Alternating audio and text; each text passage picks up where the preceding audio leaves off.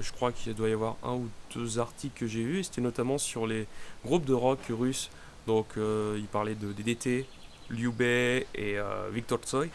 Et c'est en fait par Victor Tsoi que j'ai commencé en fait à écouter en fait la musique russe. Et c'est une vraie légende parce que même encore aujourd'hui, voilà, je crois qu'il y a tout un mur en fait à Moscou où il y a un graffiti en fait de Victor Tsoi. Et il influence encore énormément en fait la musique, la langue russe et le russe. Ça, c'est quelque chose qui me parle en fait depuis assez longtemps, même je dirais depuis très jeune.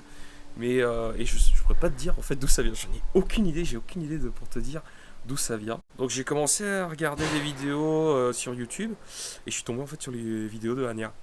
Genre en regardant, en fait, il y avait beaucoup de vidéos de Anya qui faisaient apprendre le russe. Et c'est parti comme ça. Et en fait, depuis, voilà, je suis ses cours. Je sais que c'est à travers les cours que je vais vraiment découvrir la langue, que je vais vraiment apprendre, en fait, finalement, à parler russe et à converser en russe. Moi, par nature, quand une majorité, en fait, pointe le doigt vers une seule personne, je vais avoir tendance à défendre, à défendre la personne, en fait, qui se fait pointer.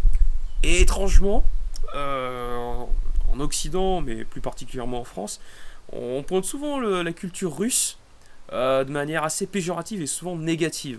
Mais je me suis dit, la Russie, c'est pas que ça. Donc, il y a autre chose. Et je pense que la plupart de ceux qui critiquent la Russie, ils connaissent vraiment rien de la Russie. Je peux pas être dans une posture en fait de critique parce que j'apprends. J'ai envie d'apprendre, de découvrir, surtout que j'ai l'impression qu'il y a beaucoup de similitudes entre la Russie et la France, à travers la culture, à travers certaines coutumes, certaines traditions. Et ça m'intéresse. Ça m'intéresse, donc